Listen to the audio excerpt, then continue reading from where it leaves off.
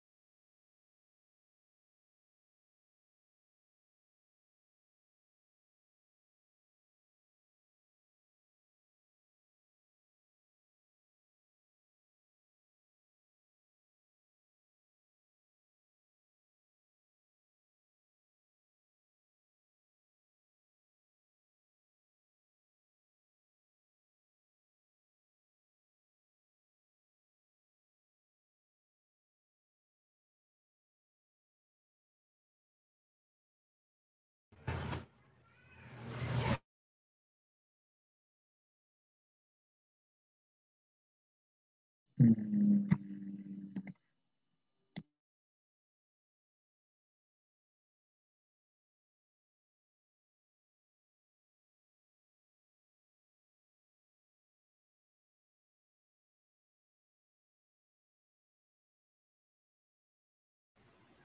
Buenas tardes con todos, ¿cómo están mis amigos? Espero que se encuentren bien. ¿Me confirman si me escuchan correctamente y si se ve la pantalla compartida?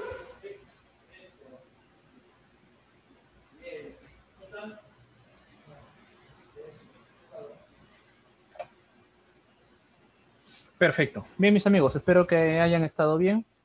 El día de hoy vamos a terminar el tema del mobiliario fijo, vamos a ver algunos ejemplos y vamos a empezar con el que sería nuestro último tema de este curso, bastante breve, que era el de las obras exteriores, quedando a consecuencia, por supuesto, que había un tema para ver brevemente, un tema sobre detalles de instalaciones sanitarias y eléctricas, ¿no?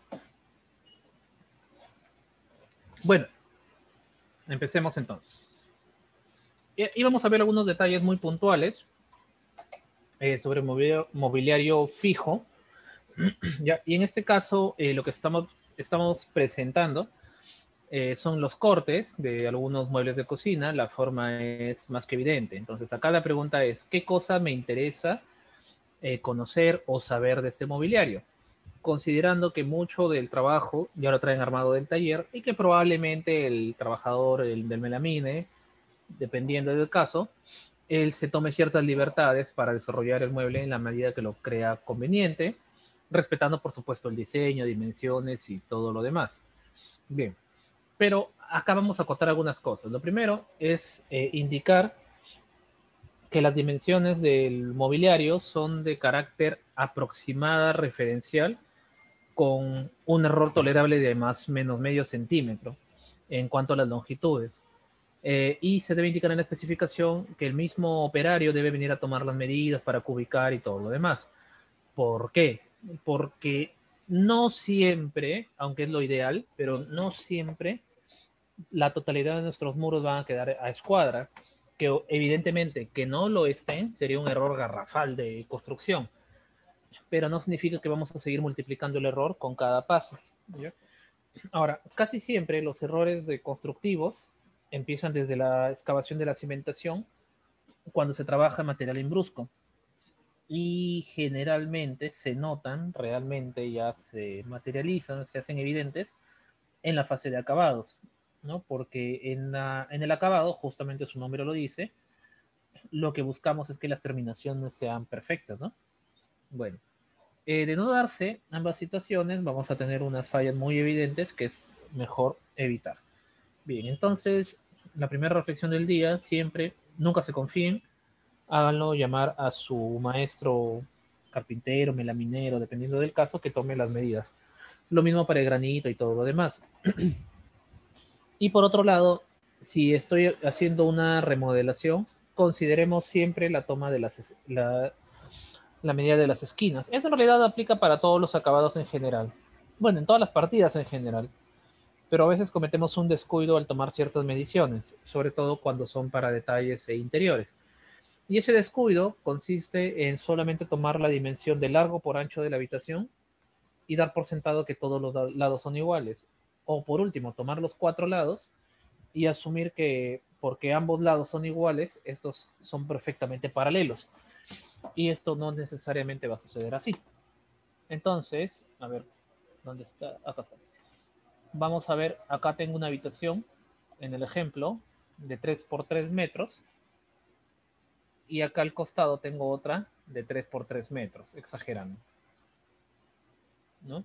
Entonces hay que tener mucho cuidado. ¿Cómo soluciono o cómo evito tomar malas medidas en el dimensionamiento de mis proyectos? Tomando las diagonales.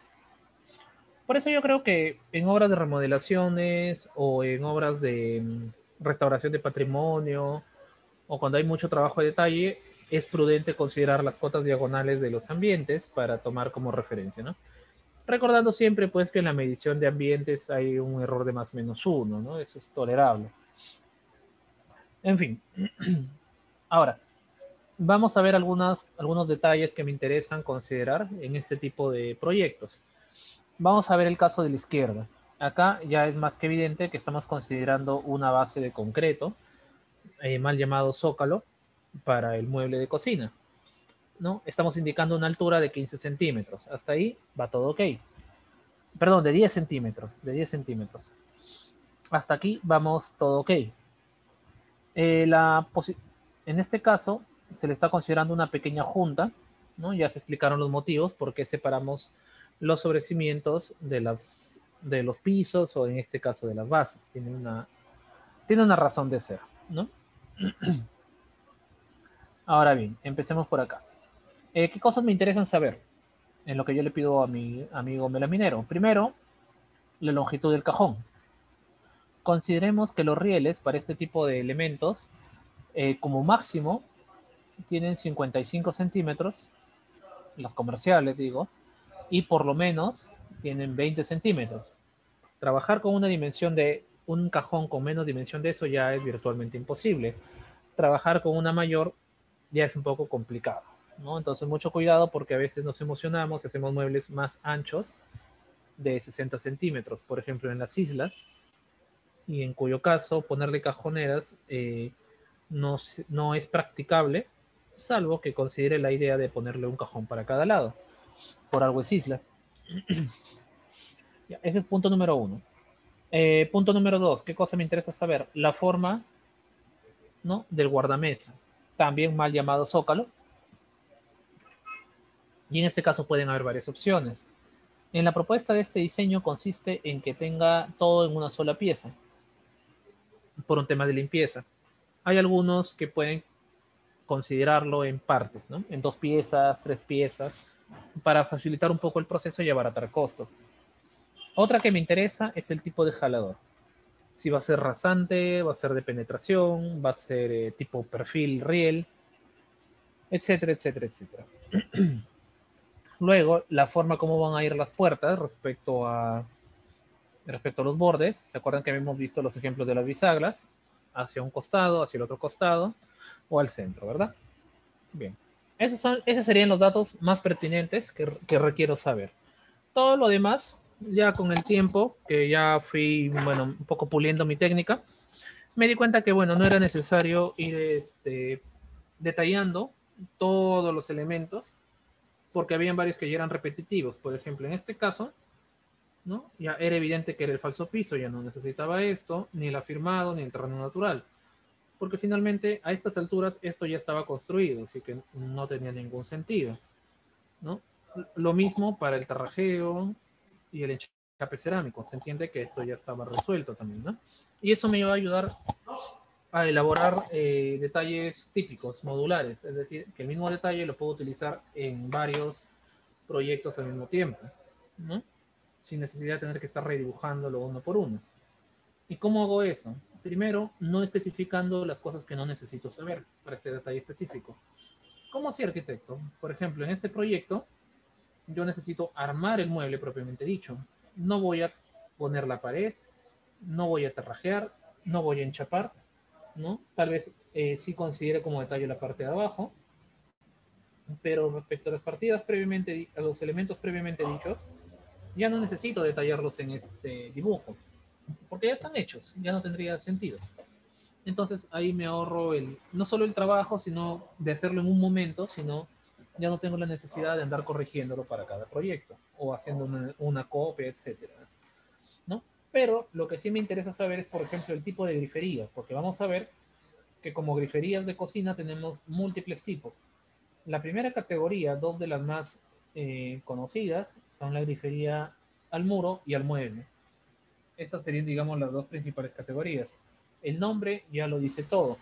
Una va anclada al muro y la otra va anclada al tablero del mueble, propiamente dicho, ¿no? Ahora, ¿por qué necesito tenerlo detallado este tema de la grifería desde el inicio? Sencillamente por el punto de acometida de agua. Las griferías al mueble tienen una entrada de agua a 55 centímetros del NPT y por acá, ¿qué accesorio viene acá? A ver, para ver cómo estamos en sanitaria, los que me han pedido revisarlo. Tiene la tubería de PVC, tiene la tubería de PVC de media pulgada, entra por acá, y acá hay una salida, ¿no? Esa salida evidentemente es un codo, exacto, muy bien, es un codo, pero ¿de qué material? ¿PVC? ¿CPVC? ¿Cromo? ¿Bronce? ¿MDF?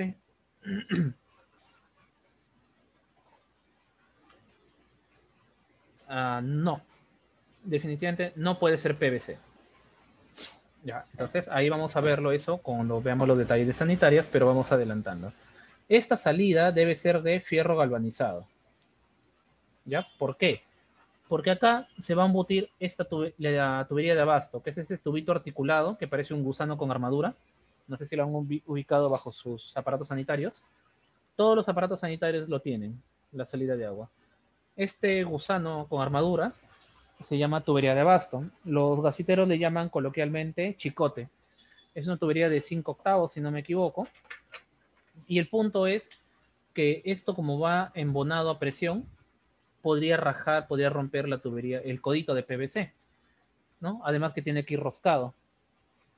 ¿Ya? Entonces, acá la recomendación es que sea de un material que A, no se rompa y B, no se oxide. Solución, fierro galvanizado. Entonces, primera recomendación para todo lo que tiene que ver con instalaciones sanitarias. Todas las salidas de agua siempre con coditos o test o lo que sea, pero de fierro galvanizado.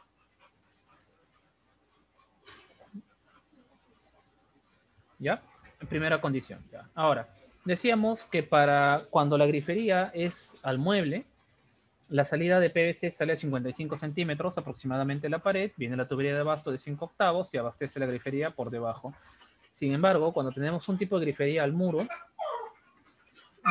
por lo general se suelen instalar a 12.5 a 14 centímetros respecto al eje del tablero de trabajo y la grifería viene en esta posición. Ahora, ¿cuál es la diferencia puntual? Que en este caso, evidentemente, no hay tubería de abasto, no hay chicote. La tubería sube y abastece directamente. Entonces, esta consideración del tipo de grifería que voy a tener ya debo saberla desde el proyecto arquitectónico, porque esto va a incidir también en el desarrollo del detalle para la instalación sanitaria, ¿no? Porque, mis amigos, una vez ya hecho, si cuando estoy recién haciendo el tablero de la cocina, recién se me ocurre que voy a poner tubería de grifería al muro, ya es imposible cambiarlo. Tendría que reventar media pared para hacer ese pequeño detalle, ¿no? Ya no procede, sencillamente. ¿Ok? El otro punto que estoy viendo en este proyecto es la forma en que estoy armando el tablero de concreto. Vamos a ver el caso. Tenemos dos opciones. En esta opción, como podemos ver, el tablero está empotrado en el muro, o mejor dicho, cuando levanté el muro, dejé un espacio más o menos para meter esta losita de concreto. ¿Por qué pasa eso? Porque este proyecto estaba pensado para funcionar de esta manera. Es decir, que sea una especie de voladito, ¿no? Porque abajo la cajonería va a ser de melamine. Entonces el concreto no iba a tener dónde apoyarse. El otro tipo de detalle que podemos trabajar para estos proyectos es apoyar la losa sobre unos pequeños tabiques, ¿verdad? Este es el más conocido. Si yo opto por este sistema, evidentemente ya no necesito este retazo de concreto. Es más, ya estaría contraindicado, ¿no? Porque nuevamente se generaría mucha área rígida, por decirlo de alguna forma, en este lado y terminaríamos agrietando las partes de abajo, ¿verdad? La unión entre los muros, la unión entre los muros, ¿no? Salvo que haga una mole de concreto, pues, ¿no? Que no tendría ningún sentido. Bueno, entonces, cuando trabajemos con muebles de cocina de concreto, considerar si es que va a ser volado, le tiene que hacer su anclaje. Si es que va a ser apoyado en muritos, tienen que separarlo, ¿no? Preferentemente con junta. Por supuesto que arriba ya lo sellamos con un sellajuntas elastomérico o con silicona, dependiendo del caso. Entonces, para finalizar, el otro detalle que yo necesitaría considerar es esto de acá, el perfil cantonero, ¿no? Que le voy a colocar. Puede ser de PVC, puede ser de aluminio, puede ser de acero inoxidable, depende de ustedes. Depende. todas las opciones de diseño que tengan están muy bien, siempre que se detalle. Finalmente, un tema que tenemos que tener mucho cuidado es la simbiosis que debe existir entre lavadero y grifería. A veces es un tema que se nos olvida. No sé si les ha pasado que a veces abren la llave del lavamanos o del lavaplatos y les salpica el agua en la cara. ¿Les ha pasado? No digo en casa, pero en algunos lados.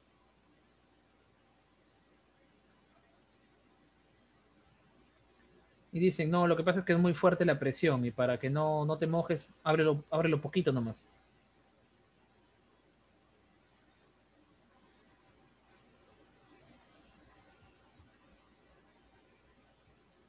No, bueno, yo sí he encontrado varios de esos en varios lados. Y el problema no es la presión del agua ni que sea mal diseño el grifo o la grifería o la poza. El tema es que a veces nos descuidamos y no prevemos esta situación. Que la carrera de la grifería, o sea, carrera se le llama a esta distancia, ¿no? Desde el eje de salida al eje de entrada, la cuestión es que la carrera debe coincidir con el eje de la trampa del desagüe, del sifón, ¿no? Aquí es un tema que siempre se nos olvida. ¿Por qué? Porque generalmente en obra, como esta es parte gris, sale la entrada, se instala el lavaplatos y se deja ahí. Y recién ahí vamos con el cliente a buscar la grifería que le gusta. Y a veces solamente colocamos una chiquita, otra que es demasiado grande, en fin, varias opciones, y lo que terminan haciendo es que el agua salpique por todos lados, ¿no? Entonces es un muy mal diseño, ¿ok? A tener en cuenta. Bueno, esta situación, por ejemplo, ¿saben dónde se da siempre? En las lavanderías. Últimamente se están empezando a distribuir lavaderos de fibra de vidrio, bastante económicos, y cuando les colocamos directamente con estas llaves de fierro galvanizado para exteriores, casi siempre termina pasando este efecto, ¿no? Porque definitivamente la carrera de uno no coincide con el del otro. Aquí vamos a ver otro detalle. Ahí está la famosa grifería al muro. Estamos viendo, entonces, en este caso, cuidado con la cometida de agua tendría que ir hasta arriba. Ahora, a diferencia del anterior, en este caso, el mueble de cocina está sustentado en un tablero de concreto, en este caso es únicamente con melamine. Y sobre el melamine yo tengo granito. Ahora, para casos específicos como este, la recomendación es que tanto el granito como el lavadero se apoye directamente sobre un marco del material aglomerado. Es decir, en la práctica, bastaría con dejarle acá una cinta de 3 centímetros de este lado, otra por aquí y otra por acá, y suficiente. Ya es más que suficiente para estabilizar a esa estructura, ¿no? Ahí quedaría. Sin embargo, a veces tenemos que considerar el impacto, que las personas ponen cosas pesadas, baldes, o a veces se sube la gente, los niños, en fin. Entonces, por seguridad, por recomendación, y si hay un poco más de presupuesto, que no es mucho tampoco, le recomendaría ponerle un encajonamiento, pues a todo esto. Claro, fuera del peso mismo del granito. Ahora, por otro lado, este es algo que lo van a notar y pueden hacer el experimento en cualquier momento. Si tienen cerca un Promar, un Sodimac, un Maestro, que son los que venden este tipo de muebles, hay algunos muebles que ya los tienen como que prearmados con todo el granito por encima. Granito artificial, por supuesto. Entonces, bueno, hay algunos que lo venden los originales, pero bueno. Entonces, son granitos de 15 milímetros, o sea, bien delgado, y apenas con unos listones de apoyo a ambos lados. Entonces, ¿es autoportante? Sí, pero vayamos a ejercer una presión al medio y este material que es sólido, que es rígido, que es vitrificado, se va a terminar quebrando. Eso es lo que va a pasar. Entonces, solución, armemos una estructura por debajo, ¿no? Una estructura maciza. De participar. Y acá a la derecha tenemos otro detalle, en este caso es un detalle de guardarropa, ¿no? Que es, yo personalmente solamente muestro la elevación, cómo va a ser, porque realmente internamente no hay gran cosa que mostrar. todo es obvio, digamos, tratándose de un mueble de melamine. Pero se Ya si supone fuese que con madera, evidentemente ya tendría que dibujar los ensambles, a veces tengo los apuntado en mis correderas para horarios los acá. cajones, No sé. las molduras y ese tipo de cosas. Sin embargo, tratándose de melamine, me basta con poner los accesorios que quiero que tenga y la distribución de cajones o puertas o qué sé yo. Más que suficiente. ¿Ok? Ahora bien, el tema con estos Esa casos, no con lo este tipo de entendía porque yo mobiliarios, supuestamente es que tenía ustedes una de todas maneras, chamba y no sé por qué. por favor, su micrófono, si fueran tan amables. El tema con este tipo de detalles es que de todas maneras tenemos que hacer el detallado de todo el mueble. Así no lo presentemos, porque de algún lado tenemos que presupuestarlo, ¿no? Más o menos. Dice, ¿cuánto de separación debe dejarse entre el muro y el ropero si es guardarropa empotrado? Muy buena consulta. En teoría, podrían ser hasta 3 milímetros, 2 3 milímetros por lado. Eh, el tema es que para meterlo, ese mueble, y sobre todo si es que el muro no está completamente escuadrado, es un dolor de cabeza. En todo caso, te voy a compartir qué es lo que yo hago. Yo les dejo 1 centímetro por lado. Profe, pero se va a ver feo esa ranura, ¿no? Ahí lleno de polvo, arañas y todo lo demás. Pero vamos a hacer lo siguiente. Este es el muro. Este es el exagerando. El mueble de melamina lo estoy viendo en planta. ¿Listo? Simplemente lo único que voy a hacer es acá colocarle una tapa junta, por decirlo de alguna forma. Nada más. Eso es todo. Y que me cubra toda la longitud. Con un bonito remate acá. O por último ya, no importa, acá. La pieza, más que suficiente. ¿No? Es una forma que me ha dado muy buenos resultados. Otros, por ejemplo, a veces, una vez hicimos una doble listón de este lado. Entonces todo el borde sobresalía 3 centímetros respecto al resto del mueble y daba la impresión que era a propósito el detalle, ¿no? Ahí siempre hay algunas cositas que se pueden hacer, ¿no? Bien. Mm, ¿Qué más? Bueno, obviamente indicar el tipo de puertas, si es hacia atrás, hacia adelante y todo lo demás. Por otro lado, acá tenemos mobiliario de fijo típico de los colegios. A la izquierda es un mueble de laboratorio de ciencias que utilizan los colegiales para hacer sus ensayos, sus cosas y todo lo demás. La primera recomendación es que tratándose de colegios, especialmente si son estatales, y ojo, no tengo nada contra los estatales, ni ningún tipo de prejuicio social, ni nada, pero vamos a hablar de manera objetiva. En los colegios nacionales las cosas se suelen malograr más rápido. ¿Y por qué? Uno, los niños son igual de traviesos en todos lados, eso por ahí no va la cosa. Sino que por un lado, en los colegios privados hay un dueño, ¿no? Que se preocupa, que está viendo, que sanciona y todo lo demás, y cada vez que se malogra algo, a alguien hacen responsable. En las instituciones públicas, hasta que se den cuenta cuánto tiempo va a pasar. Por otro lado, en las públicas grandes de las ciudades, sabemos que eventualmente nos van a traer muebles de recambio, mantenimiento o repuestos, qué sé yo. Así que finalmente no es como que le ponemos la mayor atención del mundo, ¿no?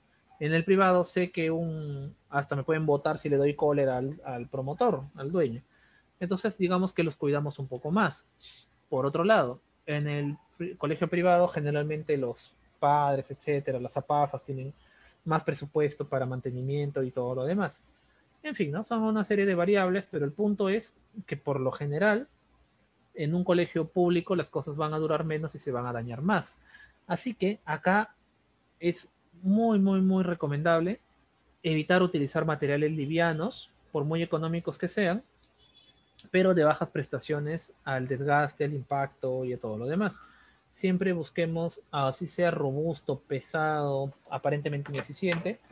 Creo que lo ideal sería buscar formas que sean muy sólidas, que sea prueba de niños y todo lo demás. O lo van a destruir. Por eso es que en los públicos prefiero hacer estos muebles de laboratorio de concreto con albañilería, ¿no? Mientras que en un privado, que siempre están cada año, cada 2 años renovando su stock, podríamos trabajarlo con melamine o con un material alternativo, ¿no? Y bueno, hasta ahora ha funcionado.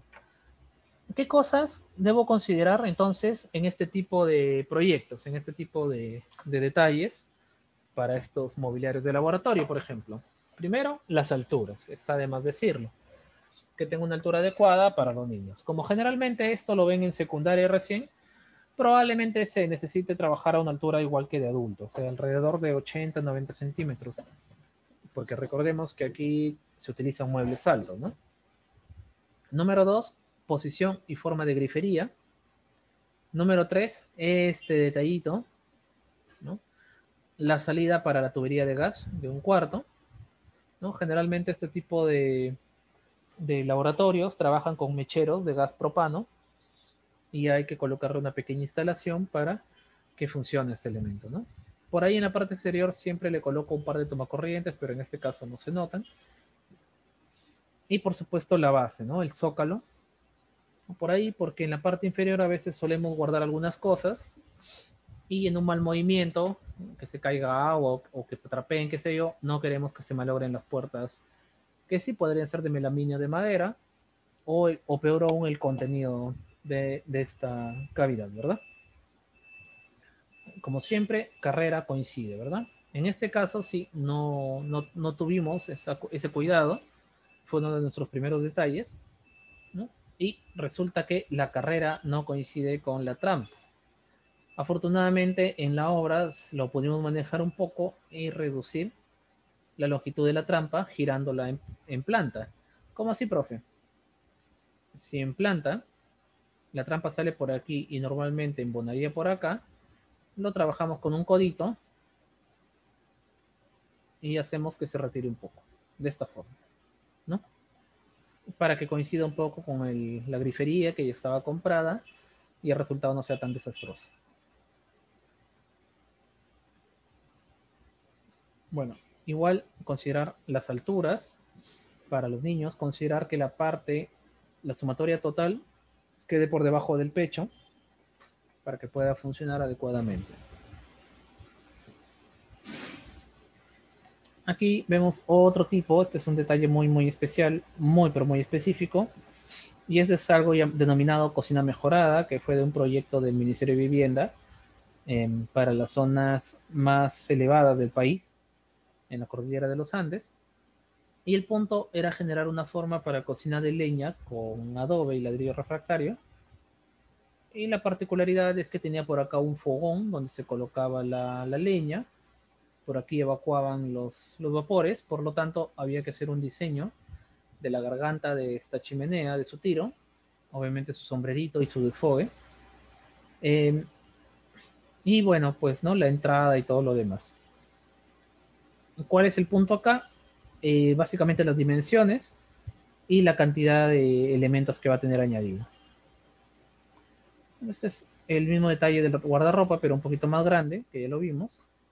Y por acá tenemos otro tipo de detalle más. En este caso ya está en el punto medio entre, profe, ¿eso es obra, es mobiliario o es adquisición? Porque en este caso es una pizarra acrílica, pero hecha en obra.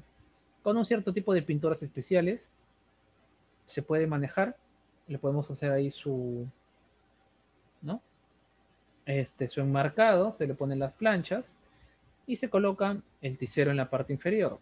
Aquí lo interesante, lo bonito era resolver los ensambles, ¿no? Las espigas y cajas que se les mencionó en otro momento, solucionarlos para las indicaciones correspondientes. Entonces, en este caso es un detalle grande y como podemos darnos cuenta, tenemos un corte 2, un corte 3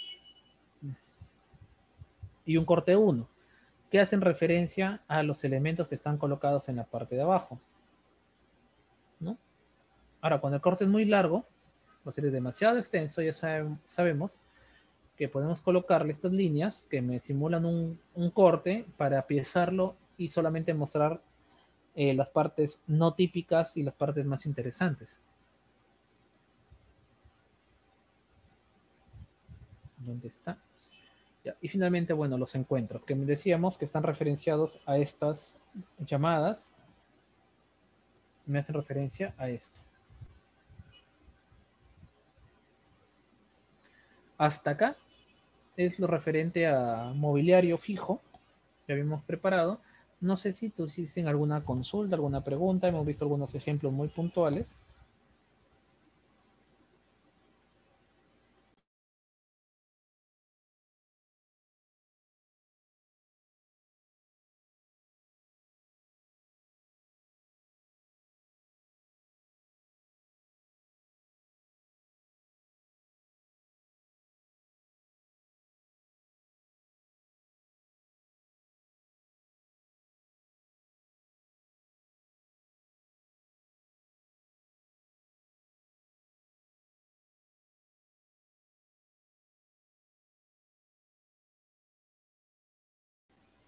Nada, ninguna consulta.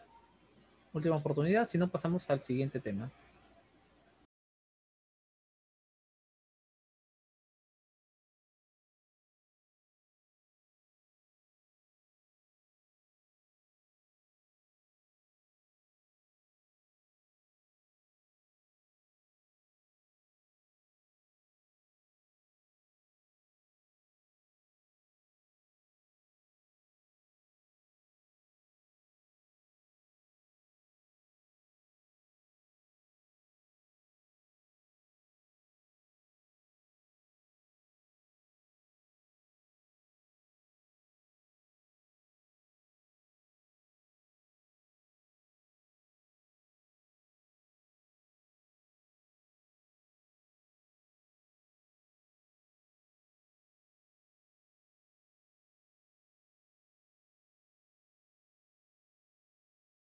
Por aquí preguntan, muy buena pregunta en realidad.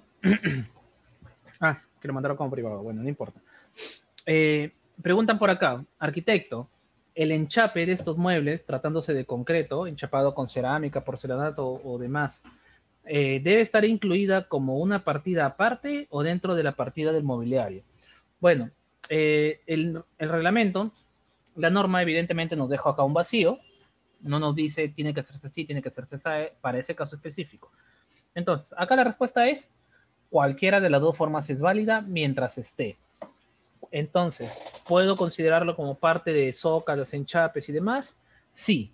¿Puedo considerarlo como parte de la partida del mueble? También. No hay ningún problema. Me es más cómodo el acero ponerlo en la partida de estructuras, el concreto hacerlo como una subpartida losa de concreto, el melamine aparte y eso. Si te es más cómodo, bien. Mientras que esté. Sin embargo, recordemos que esa comodidad no puede transgredir, perdón, la norma de metrados y me dice que los mobiliarios se cotizan, se calculan y se pagan como elemento completo. Es decir, si mi mueble de concreto tiene incluido la cerámica, el enchape, yo lo tengo que pagar como tal, completo, instalado. ¿Ok?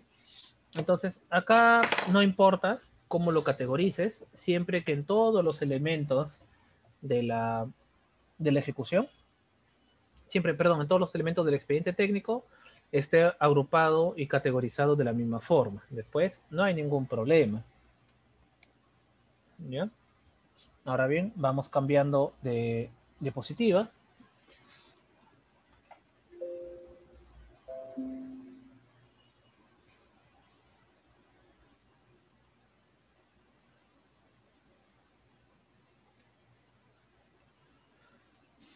Y nos vamos a las obras exteriores, parte 1. Como siempre, le voy a pedir su colaboración, no me refiero de dinero, sino de preguntas, aportes y todo lo demás, ¿ok? A ver. Ya, primero, hablando de obras exteriores, vamos a hablar de dos elementos. Claro, si bien es cierto, uno de ellos, el cielo raso no es exterior, sino interior, o mejor dicho, es mayormente de interiores, ¿no? Lo puse por acá para agruparlo, para empaquetarlo con el tema de coberturas, ¿no? Bien, entonces, vamos a ver. Primero, tenemos que saber que un falso cielo raso es un elemento constructivo de cerramiento interior o exterior. Aquí vamos a expandir la definición. Y tenemos que distinguir dos cosas. La primera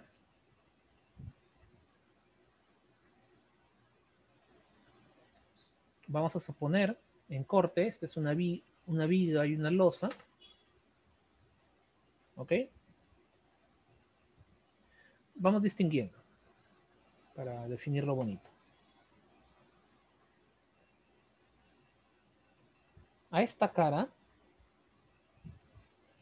se le denomina cielo rasante o, como le llamamos en el Perú, cielo raso, a esta superficie. La parte inferior de la losa estructural superior, ¿ok? Es decir, para mí, si que estoy parado acá, ese sería el cielo raso. Así tenga o no tenga techo o no arriba, ese sería mi cielo raso. Pero cuando yo reduzco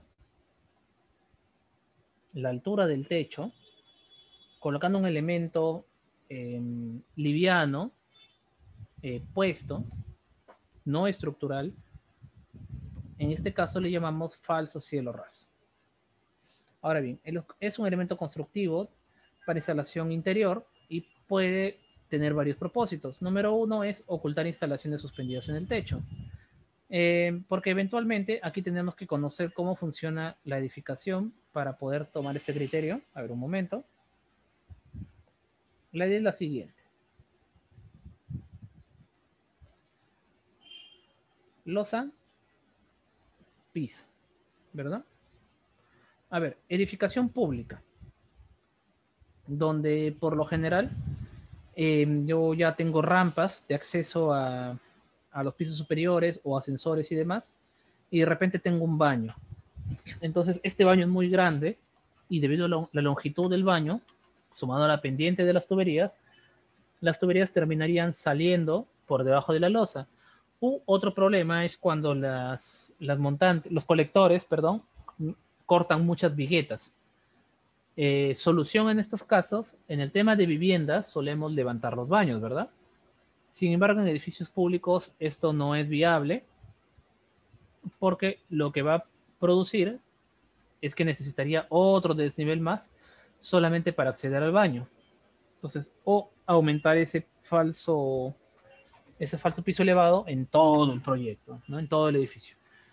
Ambas condiciones no son viables. Entonces, una solución muy interesante que se hace en algunos casos es, en lugar de empotrar las tuberías en la losa, las dejo suspendidas, ¿no? De esta forma, ¿no? Entonces, de esa manera, ya no toco la losa, salvo lo necesario para que pasen los accesorios, y toda la tubería queda expuesta, ¿no? Algunos optan por dejarlo en PVC, otros utilizan tuberías de fierro galvanizado, otros unos tipos de polímeros de alta resistencia, depende, ya son criterios muy particulares. Entonces, si es que no, a mí no me molesta que eso se vea, lo dejo ahí. Pero si es que sí me molesta que se vea el desagüe encima de mi sala, por ejemplo, o mi dormitorio, evidentemente voy a necesitar un falso cielo raso, ¿no? Por aquí. Vamos a ver opción 2. Claro, le podríamos adaptar un estilo a la condición, ¿no? Que ya tiene. Otra situación número 2. Esto se da más en países nórdicos, como Estados Unidos, por ejemplo, donde el hecho de remodelar la casa es algo cotidiano, periódico, algo que realizo una vez cada 2 o 3 años, no es como que algo ajeno, ¿no? Nadie se molesta por lo que hace, incluso lo hacen las mismas personas, tienen casi todo prefabricado, en fin, ¿no?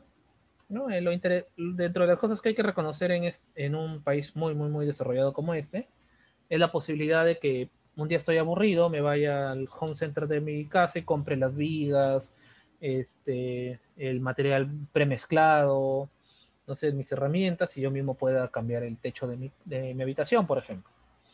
Ahora, el tema es el siguiente, que dentro de esas pequeñas remodelaciones que voy realizando, obviamente voy a cambiar de posición de los centros de luz, ¿no? Porque podría haber modificado mi iluminación. Ahora, eh, ¿se imaginan qué tan fácil o qué tan difícil es mover el centro de luz en una losa de concreto?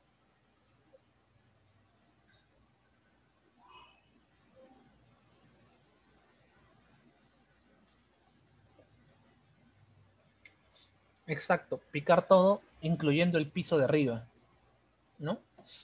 Porque, por ejemplo, visto en corto nuevamente, supongamos que este es el centro de luz, y a diferencia de los diagramitas que venían en los libros de instalaciones de la universidad, las tuberías, los centros de luz no se conectan de esta forma. Eso es una mentira. Se conectan de esta forma. Sube la curva, pasa por encima de la losa, aquí viene la tubería y vuelve a bajar. ¿Por qué? Porque al medio podría tener ladrillo. No va a estar picando los ladrillos para pasar la tubería. Y sobre esto viene el acabado, ¿verdad? Moverlo es reventarse toda la losa. Buscar dónde estará ese tubito, porque ya saben que no son rectos, son sutilmente curvos. Entonces puede que esté girado para un lado o para el otro, no sabemos en qué ángulo. ¿No? Levantar el acabado del piso de arriba, sacar esas tuberías, moverlo, en fin, es mejor dejarlo ahí. En nuestro Perú esto no es problema porque la verdad es que nunca remodelamos nuestras casas. Nosotros le llamamos remodelar a cambiar el color y mover los muebles. Así que en nuestro medio no es un problema, pero en el norte sí es otra historia. Entonces esas remodelaciones definitivamente no son viables con este tipo de sistema constructivo. Así que la solución es colocarle otra vez un falso cielo raso, unos 15 a 20 centímetros, y colocar los centros de luz. Acá sí, al no haber interrupciones al medio, sí puedo unir las tuberías por los costados, ¿verdad? Entonces, para este caso no hay problema. Y aquí tenemos otra aplicación de los falsos cielos rasos, ¿no? Ahora, en estos elementos, ¿no? También podríamos necesitar reducir la altura de un espacio. ¿Para qué? A ver, ¿quién me dice una posibilidad? Yo tengo un espacio X, ¿no? Y necesito reducir su altura por un tema no estético, o sea, o no necesariamente estético. ¿Quién podría darme un ejemplo de por qué necesitaría reducirlo?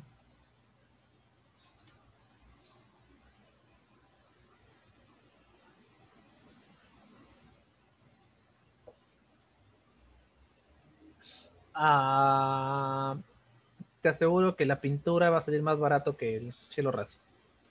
Claro, lo del aire acondicionado es una buena opción. Exacto, así es.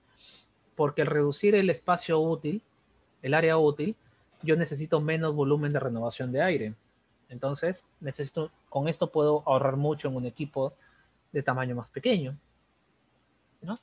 Bien, otra de las condiciones también es acercar la iluminación al suelo para no requerir lámparas tan potentes y cuando no es viable tener lámparas colgantes. Por ejemplo, en un colegio, en un hospital, en un taller de relojería, qué sé yo. Entonces, no es viable tener las lámparas colgantes y la solución entonces es reducir la altura con el cielo raso, con el falso cielo raso.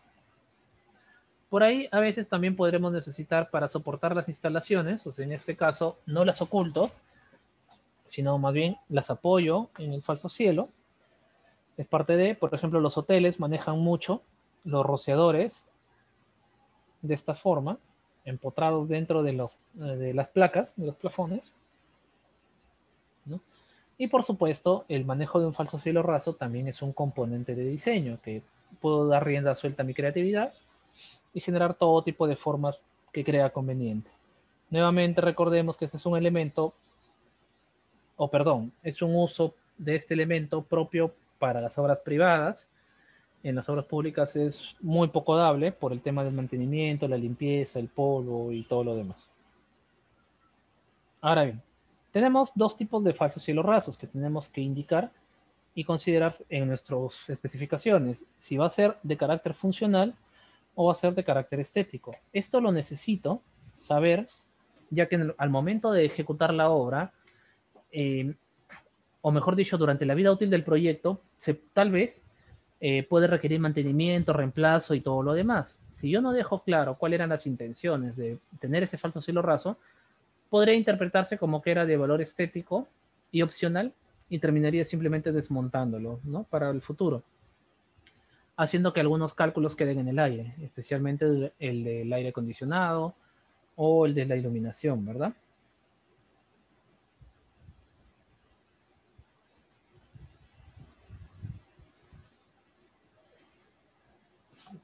Ahora bien, entre los materiales más comunes para estos casos, para los falsos hilos rasos, tenemos la famosa baldosa termoacústica, que son estos cuadrados que parecen como que de gusanito, ¿no?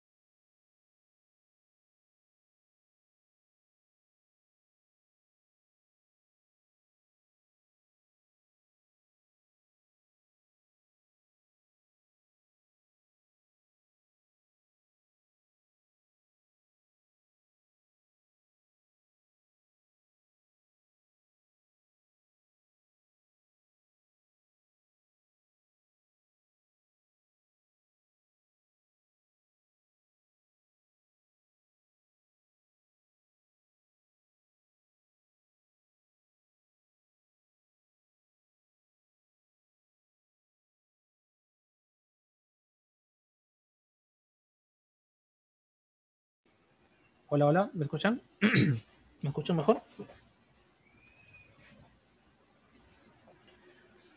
Perfecto.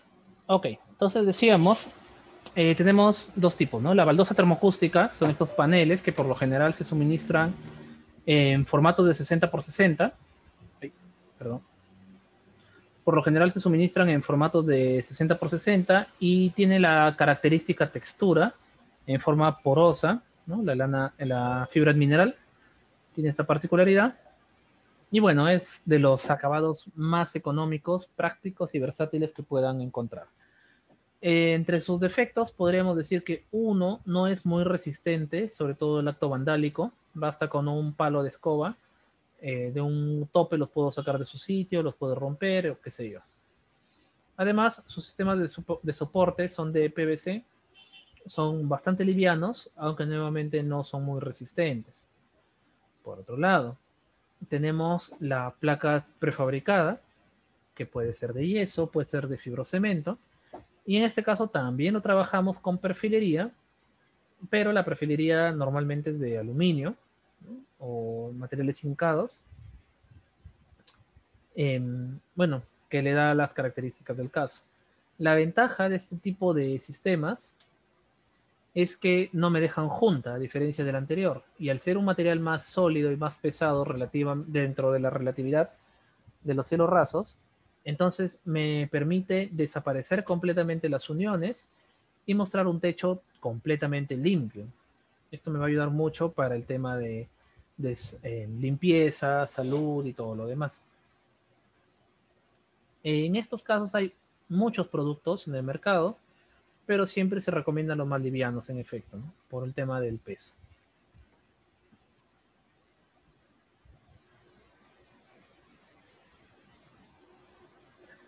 Ahora, hasta acá, antes de pasar a las coberturas, no sé si alguien tiene alguna consulta, duda, aporte.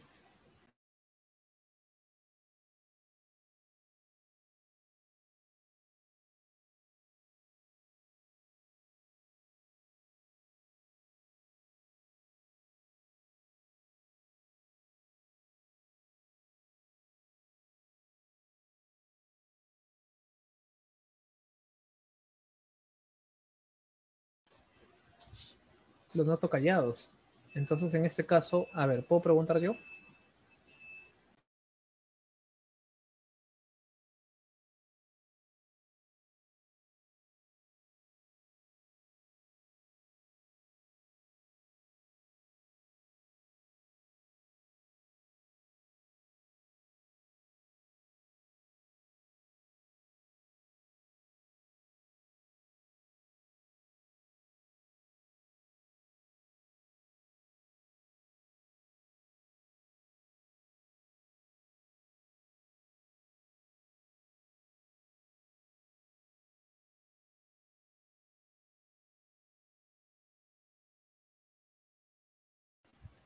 Bueno, en realidad el uso del fibrocemento se diseñó justamente como placa para muros. Ahora, para revestimiento, o sea, lo estamos anclando, perforando y atornillando un muro, no le veo lo malo, ¿no? Simplemente vería el factor costo, ¿no? Si está compensado. Porque básicamente es como ponerle un tarrajeo encima del muro. No lo veo el problema, salvo, pero sí me preocuparía el tema del costo, ¿no?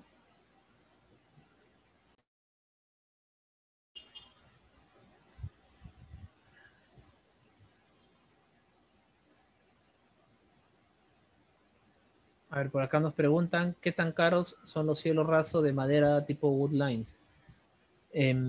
Woodlines me imagino que es una marca.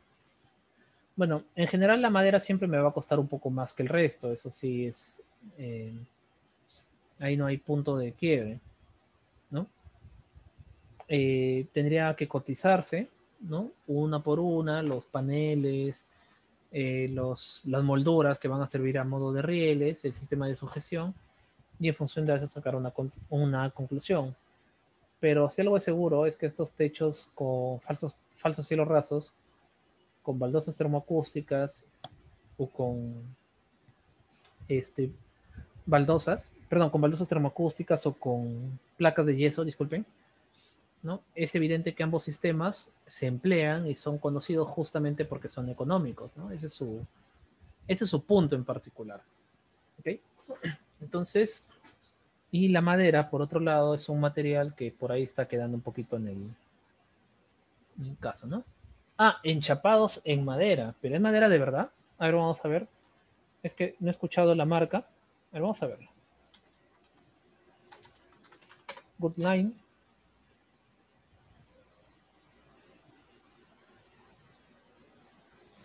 Estamos hablando de cielos rasos, ¿verdad?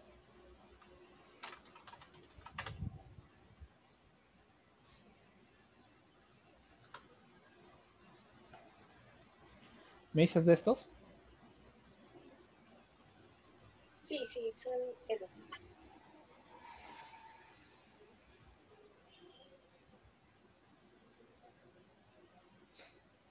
Ah, lo que pasa es que están mandando como mensaje privado. Ya, lo que pasa es que acá elevan una pregunta. Dice, ¿qué tan caros son los cielos rasos de madera tipo Wood Lines? Me refiero a los que son enchapados en madera, no solo de madera sola. Pregunta mi amigo, perdón, amigo o amiga, no lo vi bien. Amiga, perdón. Carla, dime, ¿es más o menos como lo que estamos mostrando en la imagen? Ok, porque básicamente veo que hay dos posibilidades. O que es madera, madera propiamente dicho, lo cual, bueno, no tendría ningún problema. Pero, bueno, tendríamos que considerar, como decíamos, el factor costo. Pero también tenemos acá otra opción, que son estos elementos prefabricados de estructura mayormente sintética, entonces como que, bueno, estaremos básicamente dentro del rango de las baldosas termoacústicas, ¿no? Que son materiales sintéticos con una textura. En este caso, bueno, el costo va a ser nada, ¿no? Va a ser muy, muy similar a los otros que ya hemos visto. Ahora bien, no sé si tienen alguna otra consulta por ahí. Todas las que tengan, mejor.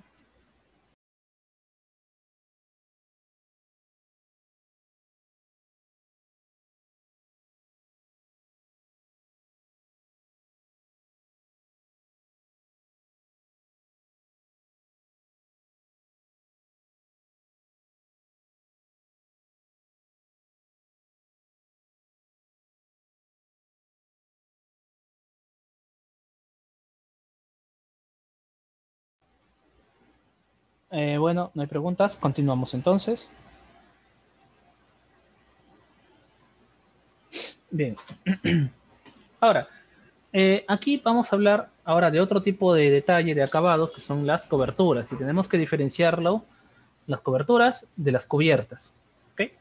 En este caso, cuando hablamos de cubiertas nos referimos a la estructura y cuando hablamos de cobertura nos referimos al acabado, ¿no? Para que nunca se olviden, siempre recuerden como el chocolate cobertura, igualito, básicamente es una protección que va por encima. Sin embargo, la cosa se vuelve un poco confusa porque hay algunos materiales que funcionan tanto como cubierta como cobertura, como por ejemplo los dos que están viendo en la imagen, ¿no? Que es estas planchas acanaladas, como las planchas onduladas. Entonces la idea es que yo la puedo colocar directamente sobre una estructura de concreto que quiero revestir, así como también lo puedo colocar directamente sobre una estructura liviana para que funcione como cubierta liviana en sí misma, ¿no? En este caso sí están diseñados directamente para el exterior. En el caso de los cielos rasos era como que relativo, depende de dónde me encuentre, pero en este caso sí es íntegramente para exteriores. Ahora bien, la idea es, bueno, impermeabilizar, tener cuidado con la lluvia, la nieve, el calor y todo lo demás. Y también de proveer un cierto aislamiento termoacústico. Y esto es un tema que sí es muy intrincado, porque por lo general se suele decir que este tipo de elementos dan calor. No sé si han visto, han escuchado o por último han tenido la oportunidad, la no muy agradable oportunidad de estar dentro de un ambiente coberturado por estas planchas metálicas o onduladas y de repente dicen, qué calor, este es un horno. Y siempre decimos, ¿no? Este material da mucho calor. Pero la pregunta es, ¿será cierto que el material transmite calor? Y la respuesta en nuevamente es relativa, ¿no? Porque ya hemos visto que, por ejemplo, el metal, como en este caso, era un buen o un mal conductor de electricidad. La plancha galvanizada, o la plancha de luz zinc, la Precor, en fin, ¿no? Placa colaborante, todo ese tipo de materiales. ¿Será un buen o mal conductor de calor? El metal.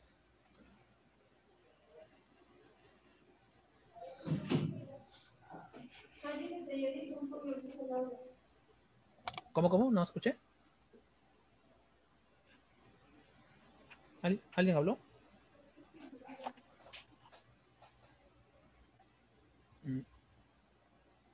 Y si están hablando no los escucho bien.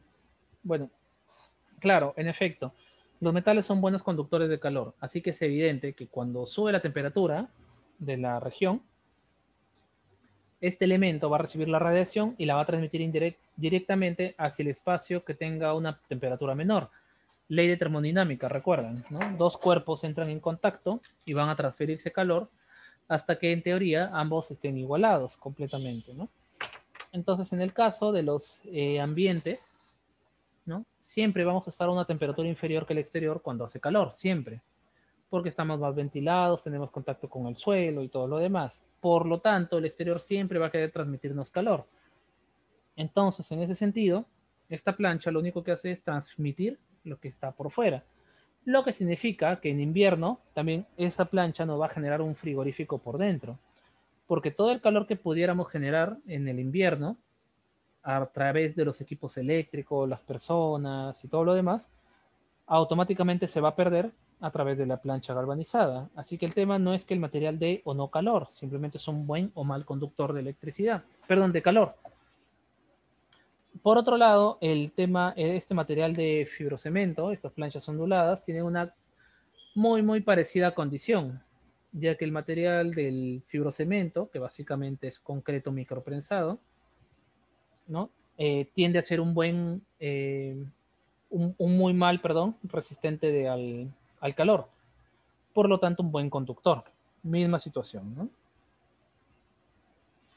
Entonces, en ese sentido, ya le hemos dicho, teníamos dos tipos cuando vamos a diferenciar las cubiertas de las coberturas. Sobre todo porque cuando hablamos de cubiertas, casi siempre vamos a estar presupuestándolas y metrándolas en el presupuesto de estructuras y las otras en el de arquitectura. Ahora bien,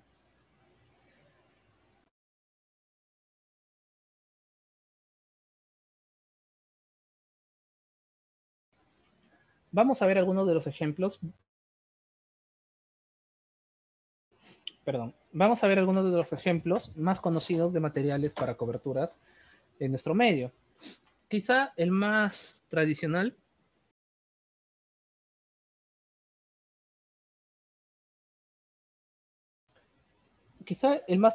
sea la teja de arcilla, ¿no? No sé si la han visto, la ubican.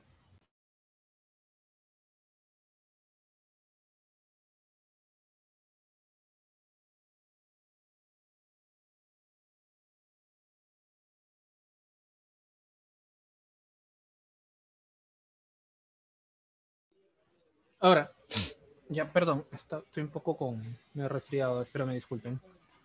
Bueno, entonces tenemos las tejas de arcilla, que son las más tradicionales en la región andina del país, son las que tienen más tradición, y aunque no parezca, aunque no se quiera reconocer, son las que tienen la mejor capacidad termoacústica de cualquier material de cobertura que podamos tener en el país. Son muy, pero muy eficientes, tanto para preservar la infraestructura del exceso de calor, como para resguardarlo en el caso del frío. Son muy eficientes. Pero, por otro lado, son muy pesadas, ¿no? Su trabajo es un poquito tosco, no es suave el trabajo, es básicamente no es trabajo de albañilería, básicamente, su instalación. Se requiere cierta destreza en la instalación y todo lo demás. Y por lo general, en las otras regiones, especialmente en la costa, se han ido abandonando un poco, por más que todo por idiosincrasia o un tema de estética importada, más que por algún tema de ineficiencia u otros por el estilo, porque finalmente la materia prima de este material es arcilla, que es un material muy abundante en nuestro territorio. Ahora, el tema, este material se instala de dos formas, tanto con morteros como con clavos, ¿no? Algunos, se hace una pequeña perforación, se clava directamente, ¿no? Por supuesto que eso de clavarlo no aplica para las artesanales, ¿no? Otro de los materiales muy conocidos y actualmente el de moda, digamos, son las planchas prefabricadas de fibrocemento. Y en este caso, la sujeción, el anclaje, que también puede ir directamente sobre el techo o sobre una estructura liviana, se hace utilizando una sujeción mecánica con unos tornillos tirafondo con hoja de corte. ¿Cómo se llama este tipo de cabeza de tornillo? ¿Recuerdan?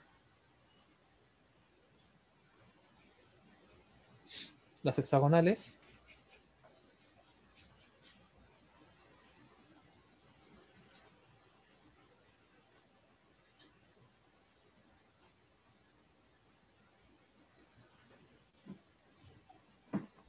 Miren que si hay examen volamos todos, ¿eh? Son las tipo Allen. No, llave inglés es la herramienta, muy bien, tipo Allen. Y se caracterizan justamente por generar una muy, pero muy fuerte, un muy, pero muy fuerte agarre, ¿verdad? A la tracción del elemento. Siempre cuando trabajemos tornillos contra una superficie no metálica, siempre tenemos que utilizar arandelas. Siempre. ¿Ya? ¿Por qué? Porque la arandela me va a servir para aumentar el área de apoyo del tornillo y va a evitar que se desgarre por exceso de presión. ¿Cuál es el principal enemigo de esta cobertura? ¿Quién me puede decir? Muy, pero muy eficiente contra el calor y contra la lluvia, pero ¿quién me dice cuál es su peor enemigo? Este que hace parecer, cuando estamos en una edificación cubierta con este tipo de productos, nos hace parecer que estamos dentro de un terremoto. Me imagino que los que viven en la ciudad de Chiclayo lo sufren bastante. Ya les di otro dato más. El viento, efectivamente, el viento, ¿no? Bueno, para quienes no conozcan Chiclayo o las regiones del norte de la Libertad, durante las tardes suelen haber unos vientos relativamente fuertes y más que fuertes, muy cambiantes de lado, ¿no? Un poquito desordenados en esta zona. Y bueno, y este tipo de elementos, al sujetarse solamente con pernos, tienden a golpetearse mucho bueno, contra la estructura en sí misma. Por eso es que, ¿cómo identificamos una de estas coberturas cuando están mal instaladas? El clásico. vienen y le ponen unos bloques de ladrillo encima. Dicen que para estabilizar, pero basta un mal movimiento y ese ladrillo va a salir volando por ahí. Entonces no es la solución más inteligente del mundo. Hay que tener mucho cuidado con ese tipo de improvisaciones.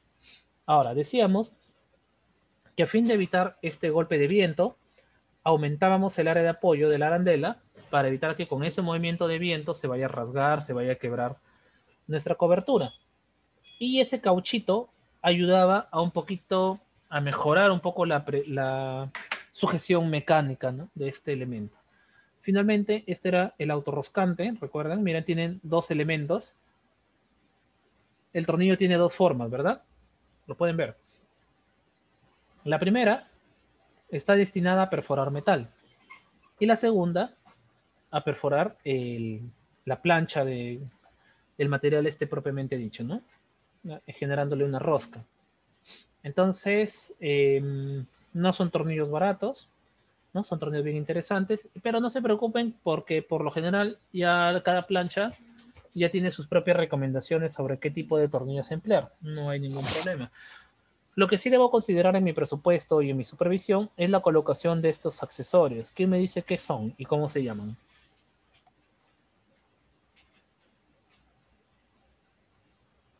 ¿O para qué sirven en todo caso?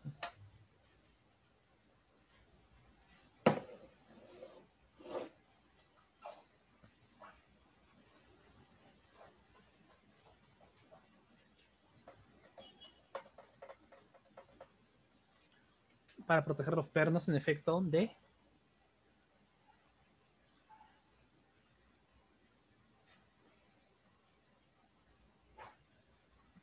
la corrosión, en efecto, ¿no? Claro.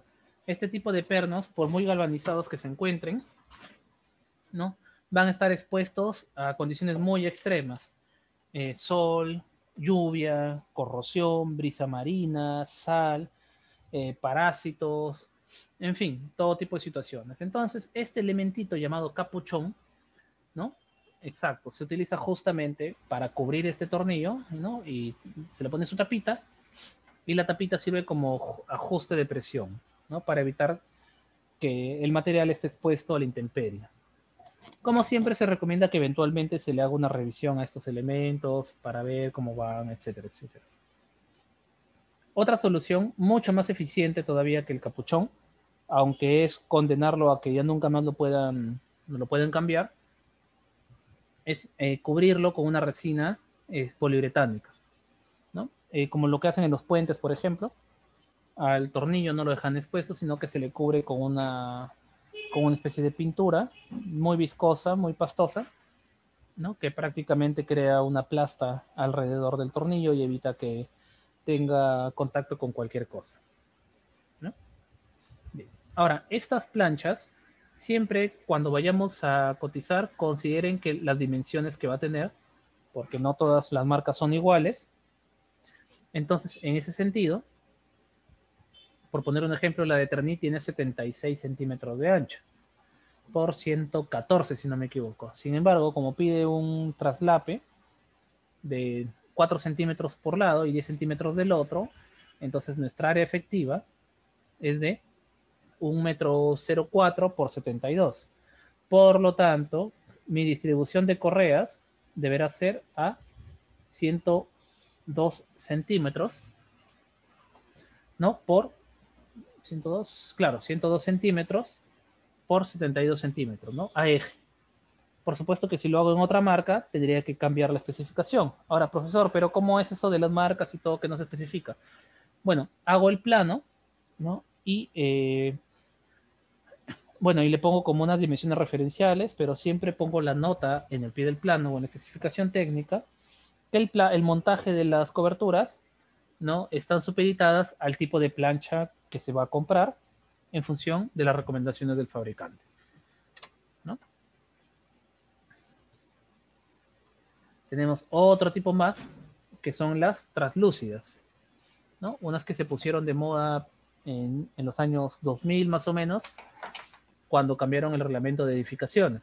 Lo que pasa es que el reglamento de construcción antiguo, el de los años 70, tenía un punto bien interesante sobre el área libre. Este capítulo, que ya no viene al caso mencionar, fue reemplazado en el reglamento del 2007, que es el vigente, y nos indicaba que algunas áreas libres podrían seguir considerándose área libre siempre que tengan una cobertura transparente que permite el ingreso de luz y esté elevado unos por lo menos 50 centímetros respecto al horizontal del techo, de tal manera que permita seguir ventilándose. Entonces, si yo tengo un espacio cubierto con una plancha transparente y dejo pasar la luz y dejo pasar el aire, lo puedo seguir considerando área libre, así esté ocupado en la parte de abajo, lo cual lo hizo muy interesante para los inmobiliarios y las personas que querían remodelar su vivienda dentro del margen de lo que permite la ley. Entonces, evidentemente, las tiendas reaccionaron sacando una serie de productos destinados justamente a esto, a sacar coberturas livianas, translúcidas, ¿no? Justamente para este tipo de usos. Pero, por otro lado, vamos a ver que entre todos los materiales para coberturas que estamos viendo, el que peor condición tiene es la plancha translúcida. Por ejemplo, el policarbonato, el poliéster, las planchas acrílicas y otro tipo de elementos tienen muy, pero muy bajas capacidades termoacústicas. Son muy pobres, muy, muy, muy pobres, valga decir. ¿Ya? Entonces, el otro punto es que evidentemente sufre el efecto del viento tan igual como la plancha ondulada, ¿no? Y por otro lado, su instalación es por medio de tornillos, aunque también eventualmente se utilizan este tipo de perfiles, tanto los centrales para unión como los laterales para rematar los cantos.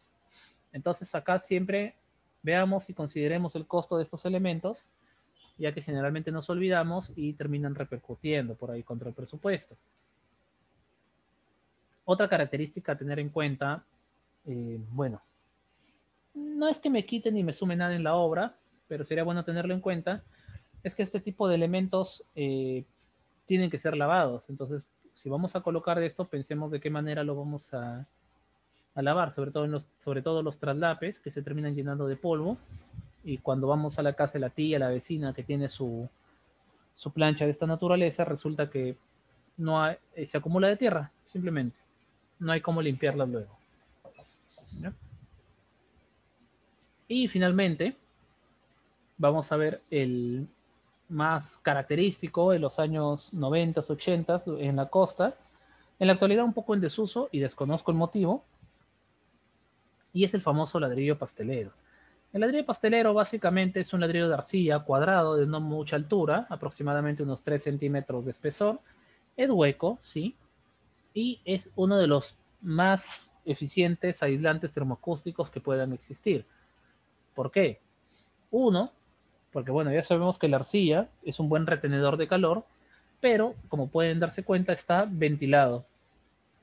Por eso una muy mala idea en la instalación de este techo es colocarlo con las ranuras perpendiculares entre sí.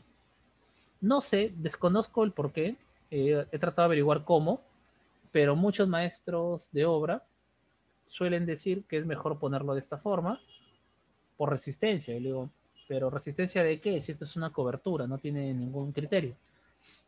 Pero al hacerlo de esta forma le estoy quitando la posibilidad de que se ventile aún sutilmente, pero se ventile por acá.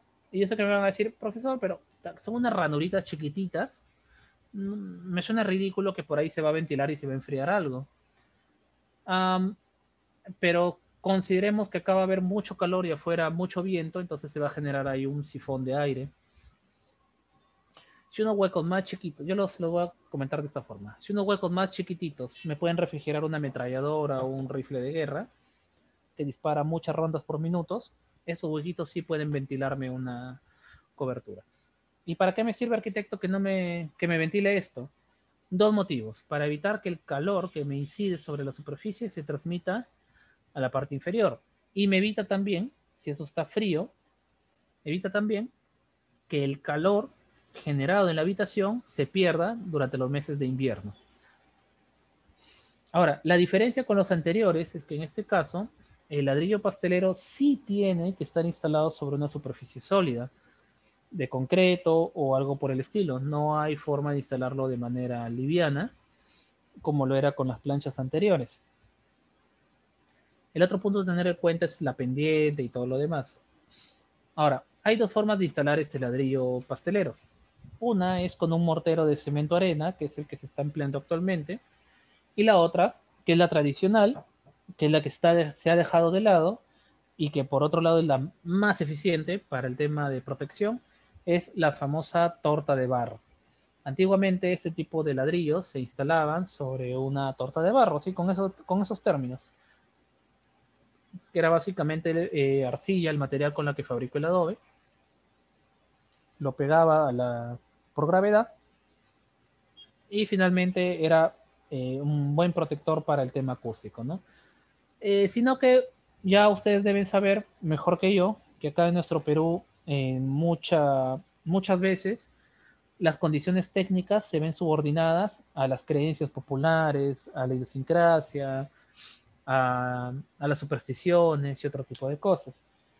Y en ese sentido, todos los materiales derivados del barro han sido los más castigados por esta idiosincrasia, porque siempre solemos decir que una casa hecha con adobe o con tapial, por ejemplo, dicen, no, a mí no me gusta de adobe porque el adobe es para pobres, decimos, incluso de forma despectiva. No, de drywall no, porque eso es muy inseguro, eso te lo roban, ¿no? Etcétera, etcétera. O cuando dicen, ah, pero ¿cómo le están haciendo tus columnas? Ah, no sé, ahí el ingeniero, el arquitecto, está considerándole fierro de 3/4. No, con el de media es suficiente, el de 3/4 es fierro de lujo, dicen por ahí, ¿no? O por otro lado me dicen, si tú a tu cerámica, si tú compras una cerámica cara, de la mejor de todas, ¿no? Es un porcelanato, lo cual también es una gran mentira, ¿no? Etcétera, etcétera, etcétera, ¿no? Son mitos, son idiosincrasias que se van creando y generalmente promovidas por los mismos fabricantes de materiales, ¿no? ¿Quién mejor que el dueño de una ladrillera para difundir el rumor de que el adobe es un material de baja calidad? Entonces, la misma analogía que pusimos la vez pasada. A mí se me cae mi celular al agua y se malogra. No por eso es un mal celular, simplemente no está diseñado para eso. Entonces, yo no puedo calificar las bondades o debilidades del adobe, por ejemplo, por su capacidad para soportar la abrasión del agua. O no puedo calificar al MDF por su capacidad con el agua o al metal. Yo no puedo decir que un pasamanos de acero es malo porque cuando hace calor y lo agarro, me quemo la mano, ¿no? Entonces, son otras variables con las que se califican. En fin. Entonces, sobre la primera parte de obras exteriores es cuanto teníamos por conversar para el día de hoy. Pensaba que íbamos a tener un poquito más de preguntas, pero de todas maneras, si escribiese alguna, por favor, si me la pudieran transmitir mientras voy preparando algunos ejemplos del día de hoy. Pensaba mostrarlos la próxima clase con el tema de los pavimentos y todo lo demás, pero no importa. Vamos a avanzar. Mientras más rápido avancemos, mejor.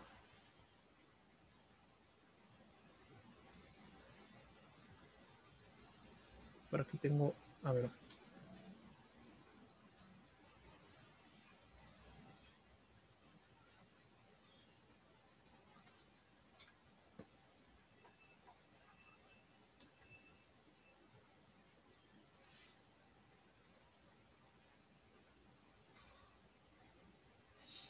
¿Alguien por ahí? ¿Alguna consulta? ¿Alguna duda?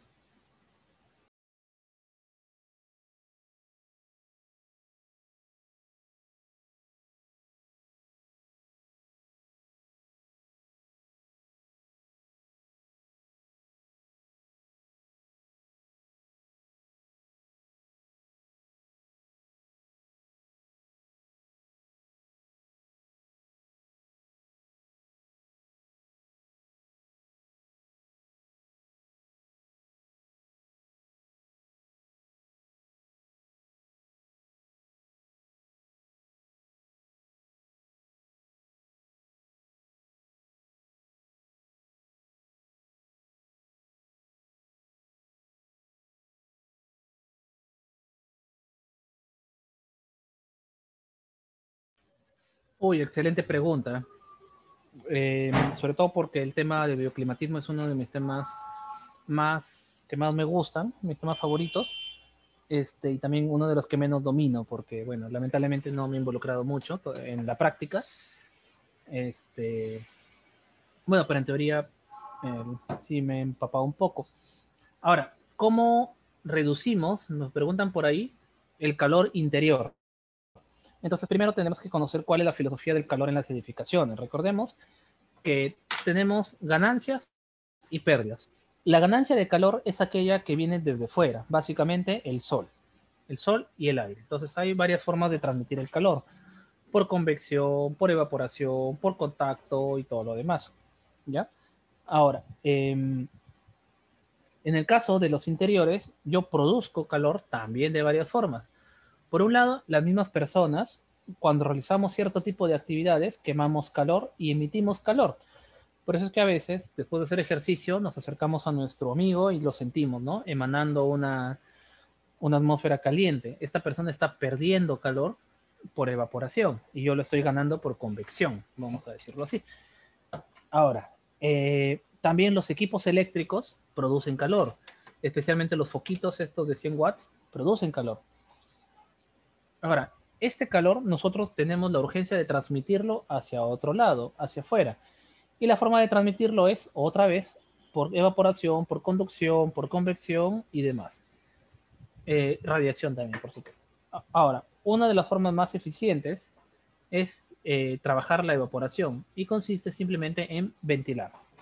El aire, el viento, no es otra cosa que una masa de un cuerpo, de un volumen, de un sólido, perdón, de un volumen de aire que tiene materia y por lo tanto tiene calor.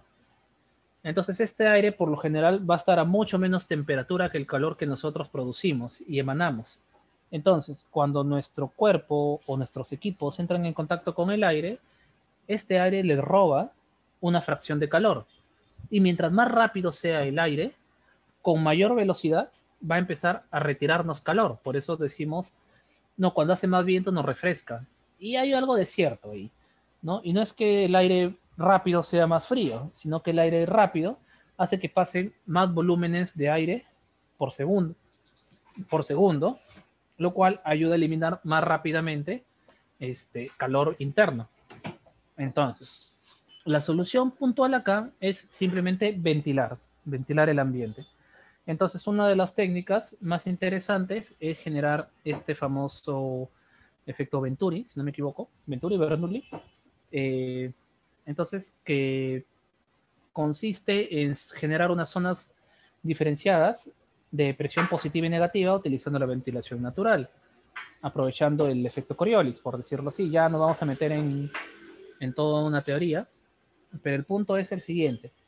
Identifico cuál es la entrada de aire, la dirección de aire dominante, coloco ventanas grandes y el interior ventanas pequeñas para que se creen los cuellos de botella y me generen un aceleramiento en la velocidad del viento antes de retirarla de la edificación. Ese es el punto clave. Además es un tema de diseño arquitectónico que procedimientos de tecnología, en realidad, ¿no? Otra de las formas, por supuesto, es hacer que mis materiales en el piso, que es eh, mi otro ladrón de calor, por decirlo así, sean los mejores conductores posibles, de tal manera que el calor que yo genero al interior de mi edificación se transmita rápidamente hacia el piso, ¿verdad? Esa es la otra alternativa. Y cuando todo eso falla, ya debería estar pensando en sistemas mecanizados como aire acondicionado, ventiladores mecánicos y todo lo demás, ¿no? Uno de los errores frecuentes que encontramos en la autoconstrucción de viviendas es en el de utilizar ventilación mecánica cuando las condiciones de ventilación son inadecuadas. Entonces, al final, lo único que logramos es hacer recircular aire caliente. No tiene ningún sentido ventilar un ambiente que no tiene acceso a ventilación natural. Así de sencillo. Ahora, volviendo al tema del detalle constructivo, esta es la parte donde les decía que es algo que me gusta mucho, pero no lo he practicado. Es el tema de las cubiertas ventiladas, que se maneja mucho en España, por ejemplo, que consiste en hacer una doble capa de cubierta, de tal manera que una quede expuesta al sol y la que está inmediatamente por debajo me crea un túnel de viento para evitar, una, que haya contacto de la plancha caliente, no va a entrar en contacto con la habitación, y dos, va a generar este famoso efecto Coriolis, el que decíamos, perdón, este efecto Venturi, y va a hacer que el aire pase aceleradamente entre las planchas, haciendo que se ventile. El, por lo que he visto puede ser hasta del mismo material, ¿no? Pero por lo general suele ser un material mucho más liviano, porque la entrecapa no está ni expuesta, o sea, a ver, acá lo vamos a dibujar.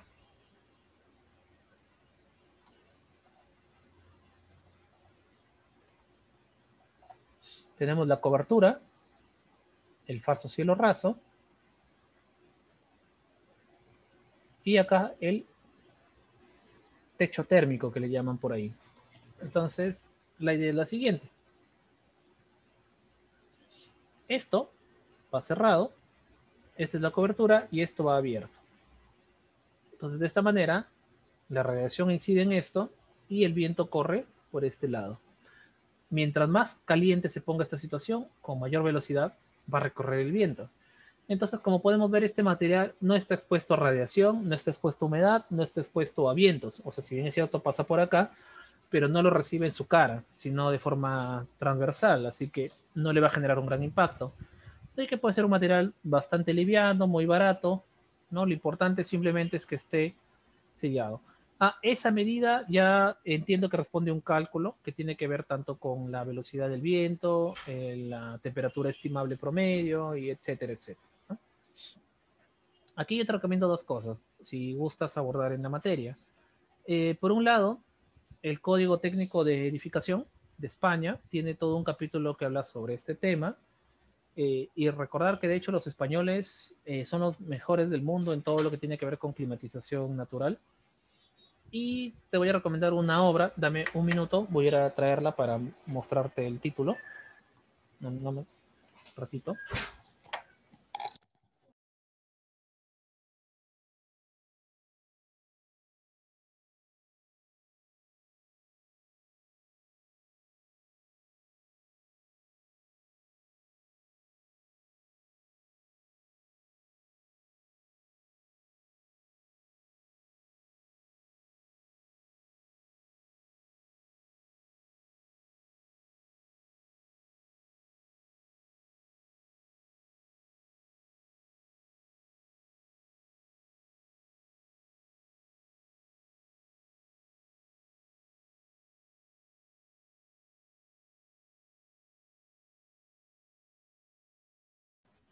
Hola, ya, discúlpeme. Ya, una es Arquitectura Bioclimática de Jean-Louis Issard y Alain Guyot. Esto lo encuentras está en internet.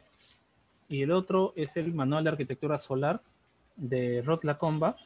Te voy a mandar la foto de ambos al grupo para que le puedan hacer seguimiento. Del segundo no estoy seguro, pero el primero sí hay versiones en internet si quieres profundizar. ¿Okay?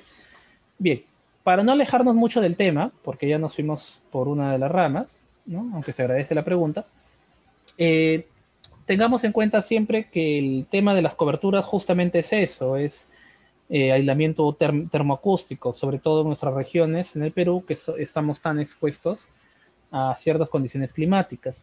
Entonces, en resumen, para hacerla fácil, ladrillo pastelero, muy buen aislante térmico y acústico, muy económico, piso habitable en la parte superior, costo intermedio, ¿no? Buena estética, ¿no? Y plano, ¿no? Esa es su principal ventaja. A ver, vamos a ver otros por acá. Teja de arcilla, excelente aislante acústico y térmico, ¿no? Económico, ¿no? Con una estética muy interesante, pero no es plano, o sea, no es ocupable. Y por otro lado, un poco en desuso, ¿no? La instalación no, es un poquito complicada, pero después todo ok. Luego, este material, su fuerza es que es barato. Básicamente la palabra clave acá es ser barato, ser práctico para instalar, rápido de instalar. No es un buen aislante, no es un material silencioso, instalado incluso, ¿ya? pero su punto es que es económico, barato, nos salva de un apuro, pero no debería ser nunca nuestra primera opción. Después tenemos las planchas onduladas, que ya las vimos, son una alternativa interesante para explotar un poco nuestra área ocupada, pero también, ¿no? No son muy buenos conductores, no son muy buenos aislantes, son muy ruidosos, no son muy resistentes, se ensucian con facilidad, son muy susceptibles de daños en los cantos y, bueno, también se arman relativamente fácil, no me requieren grandes características de la estructura, ¿no? Pero bueno, las encuentro disponibles en casi todo el país, en mucha variedad de espesores y todo lo demás. Incluso es mucho más versátil que la plancha ondulada. Y el costo es un poquito más elevado, ¿no? Pero ahí están. Pero bueno. Vamos a ver un par de detalles, a grosso modo, ¿ya? ¿Ya? Acá tenemos unos cuantos ejemplos de las coberturas, de los falsos cielos rasos, en este caso son los de la placa de yeso. Acá a la izquierda, el detalle más grande, estamos viendo un tipo de detalle cuando genero un desnivel. O sea, el mismo cielo raso tiene un rebaje, por decirlo de esta forma. No sabemos de qué altura. Bueno, en realidad en este proyecto tenía varios desniveles de esta naturaleza. Entonces le pusimos indicado para que se vea en el corte y directamente se ubique. Si no, hubiéramos tenido que dibujar uno por uno. ¿Cómo trabajan este tipo de perfiles? Tenemos varias alternativas. La opción número uno, como ven en la imagen de la derecha abajo, es utilizar perfiles para amarrar las planchas y luego otros perfiles llamados montantes anclados al techo. Esto lo rigidiza y le da una muy buena performance de resistencia.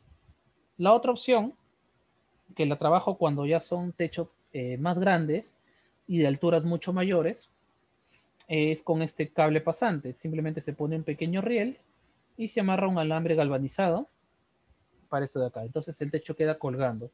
La ventaja entre este sistema, el de alambre versus el de las montantes con rieles, es que si bien es cierto, el trabajo es un poquito mayor, también el insumo es un poco menor y me permite con los mismos alambres ir controlando la altura. Entonces voy trenzando el alambre y con cada trenzado voy haciendo que el techo suba o baje y con eso se va a ir nivelando. Pero por otro lado, el de aquí, el de rieles, tengo que ir cortándolos y si por ahí me equivoqué en una o no me quedó exacto, va a ser un poquito más complicado hacer los empalmes. Básicamente esa es la gran diferencia. Por otro lado, tenemos por aquí el de las baldosas termoacústicas, ya lo hemos visto, que básicamente son perfiles y el otro se coloca encima.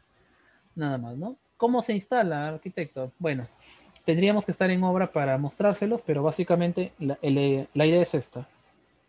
Esta es la cara del rectángulo, siempre va a ser más pequeña que la diagonal. ¿Ya? Ahí está toda la respuesta. Como se mete por un lado, se acomoda en el aire y se baja a su posición final. El único que cuesta es la última pieza. Acá hay algunos detalles de ladrillo pastelero que solemos necesitar indicar y una de ellas es la junta. O sea, recordemos que al ser ladrillos, entre ellos deben tener una junta, que es, bueno, la separación común de media pulgada, pero además, como siempre, cada 3 metros, 3 metros y medio, vamos a considerar unas juntas asfálticas de 2 pulgadas por el tema de la dilatación del calor, ¿no? Ya saben que el mortero es variable, como podemos ver acá en el ejemplo de la derecha, ¿no? Es variable, depende un poco del caso, ¿no? Y por supuesto, en algunos casos vamos a necesitar dotarle a la cobertura de una pendiente para evacuación pluvial. Por acá siempre hay un lío, ¿no? Con estas flechitas, siempre me hacen un asunto, me fastidian un poco, ¿no? Me dicen, los ingenieros dicen que la flecha indica la dirección hacia abajo de una superficie. Los arquitectos dicen que hacia arriba, ¿no? Entonces ahí se hace todo un mundo. Lo que es cierto, ¿no? Es que en los planos de arquitectura, las escaleras, las rampas, las cubiertas y los pisos apuntan todos en la misma dirección si es que la parte más alta está para acá. En cambio, los planos de ingeniería, de tomar ese criterio, las escaleras irían hacia arriba, las rampas hacia arriba, los pisos y las cubiertas hacia abajo, ¿no? Sería un poquito más confuso. Bueno, también el otro punto que es cierto es que hay una norma técnica peruana sobre dibujo técnico y representación en función de las normas DIN y nos dan la razón a los arquitectos también, ¿no? También nos dicen que todas las flechitas van hacia arriba. Ahora, ¿cuál es mi solución? Salomónica y me evito problemas. Esta flechita de acá, la churo, la pongo llena de todo color y en mi leyenda pongo, indica evacuación pluvial. Y pongo esta flecha de esta forma a 30 grados, la que nos enseñaron a dibujar. Perdón, esto no va. Y le pongo en mi leyenda, indica pendiente, indica elevación de pendiente. Punto, fin, se acabó, no me costó nada hacerlo, ¿no? Y me evité mucho lío. Por otro lado, por cierto, este es al centro de la losa, pero si yo me acerco a los bordes, a los frisos, voy a encontrarme con esta característica, que en algún momento voy a necesitar recoger el agua de lluvias en una especie de canaleta. Obviamente, como el acabado del techo tiene 6-7 centímetros, no voy a tener espacio para hacer una canaleta, pero sí voy a tener espacio para hacer una media caña. ¿Y qué es una media caña, arquitecto? Hay varias formas de hacerlos. Algunos agarran una tubería de 4 pulgadas y la cortan, ¿no? Bueno, hay unos cortadores especiales de PVC, con sierra, con moladora, qué sé yo, y la instalan a lo largo. Esa es tu media caña. Otros prefieren hacerla manualmente, ponen el enlucido y le dan la forma. El punto es que sea un deslizadero para el agua de lluvia y no se quede estancada en el techo. Ese es el punto. Y por supuesto, cuando ya remata, ya llega al final, la famosa media caña, entonces remata en este artículo, este objeto. ¿Qué es ese objeto? No le encuentro sentido. Es una gárgola, ¿no? Le llamamos gárgola porque, bueno, en realidad en la época de los griegos ponían estos muñequitos, cuando en el Partenón, por ejemplo, de Atenas, tiene estos muñequitos en forma de monstruitos con alas que servían para la evacuación pluvial. Luego lo heredaron los cristianos, lo llevaron a la Europa medieval y lo ponían en las iglesias y ahí le dieron la forma de monstruos con alas, cachos y todo lo demás, pero también servían para eliminar agua de lluvia.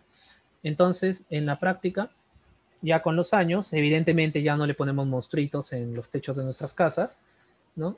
Eh, Salvo algún cuñado o familiar por ahí, pero básicamente para evitar la acumulación de agua de lluvias colocamos estos artículos, algo por el estilo, y obviamente le llamamos gárgolas, ¿no?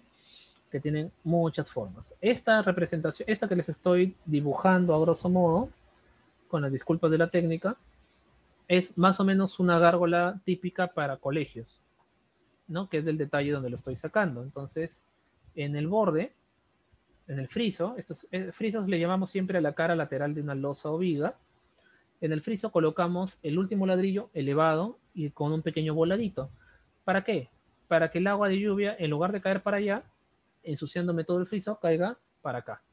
¿Cómo le llamamos a este detallito? Al menos en la zona norte del país le llamamos cola de pato. No sé si en otros lados le digan de otra forma, ¿no? Pero bueno, se supone que es por lo que está levantado. Bueno, en fin. Entonces aquí está la famosa cola de pato.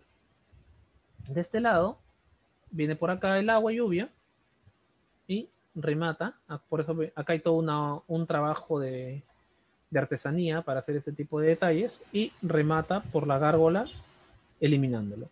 Acá tenemos este detalle es un añadido que le coloco nuevamente también de la experiencia de los griegos. Tienen este llamado partegotas, que básicamente evita que el agua chorree por el borde y regrese a la edificación. Más o menos lo que pasa con las jarras cuando las inclino mal y el agua se termina chorreando a través del canto, igualito. Ese es un partegotas, ¿no? Bueno, y acá tenemos otro detalle, pero en este caso ya no es un detalle como que diseñado, sino es el típico que viene de cierta marca de planchas de fibrocemento. Entonces, aquí estaba lo que les explicaba, ¿no? La plancha tiene aproximadamente 110, 112 centímetros, si no me equivoco, por 72 centímetros. Pero si descontamos las áreas de traslape que recomienda el fabricante, ¿no? Acá le pongo traslape lateral según fabricante mínimo 5 centímetros, traslape longitudinal mínimo 10 centímetros, ¿no? Acá ya sabemos de qué marca es este tipo de productos, que como es obra pública no lo podemos decir, ¿no? ¿Ya? Entonces, basta indicar que la distribución de las correas, los pernos y todo lo demás se debería realizar preferentemente bajo recomendación del fabricante. Ahora, si tengo una, dos, tres posibles marcas, ¿no? De planchas y las tres me dan diferentes tipos de medidas, ¿con cuál debo presupuestar? ¿Con la que me pide luces menores o luces mayores?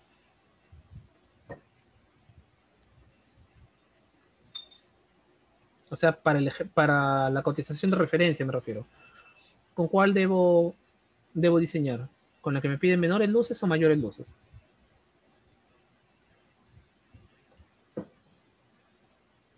A ver, un voto más que dice.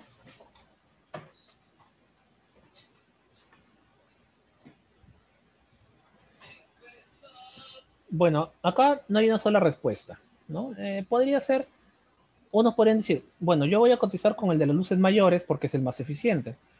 Otro dirá, yo voy a cotizar con el de la luz menor porque en caso de que no encuentre el de la mayor, no me genera un impacto al presupuesto, ¿no? Entonces, el criterio es válido en ambos casos, siempre que se establezca dicho criterio, ¿no? Ahora, que si yo voy a una ciudad X donde solamente tengo un único proveedor, bueno, ya es más que evidente que tengo que cotizarlo con ese a la fuerza, ¿no? Tampoco no voy a hacer contreras. Ahora, si es un techito, pues de 6 metros, 10 metros, 30, 40 metros cuadrados, no debería generarme ningún inconveniente utilizar uno u otro. Pero si estamos hablando de una cobertura que me va a implicar 1000, 2000, 4000 metros cuadrados, bueno, ahí sí ya debería pensarlo bonito, ¿no? Con paciencia. Y bueno, mis amigos, eso es todo cuanto teníamos que decir hoy día de coberturas y falsos cielos rasos. Hasta acá no sé si tienen alguna consulta o alguna inquietud, alguna duda. Todavía nos falta ver sobre las obras exteriores, el tema de bancas, pavimentos, veredas, lámparas, perdón, luminarias, que lo veremos la próxima semana. Luego veremos el tema de sanitarias y finalmente el cierre del curso. Yo no sé si tienen alguna consulta adicional.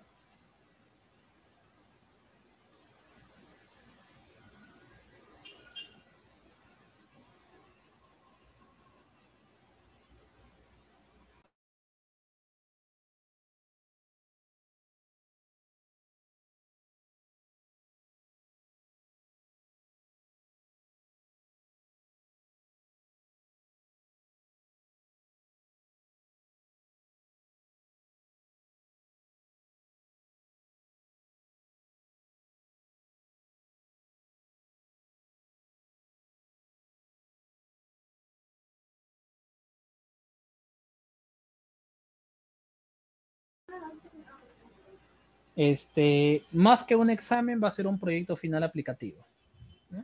Cosas muy, muy puntuales, porque también no somos como 20, creo, y no lo voy a poder revisar uno por uno.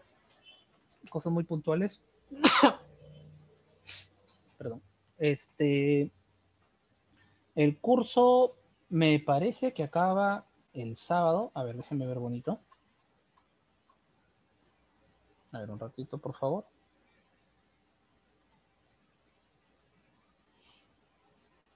Um, tienen razón. Nos quedan solamente 2 clases. Creo que acaba el jueves. Ya, entonces el martes voy a saturar todo lo que falta de horas exteriores. El jueves vemos sanitarias y se les deja su proyecto, ¿no? Van a tener una semana para resolverlo. El jueves acabaríamos. En fin.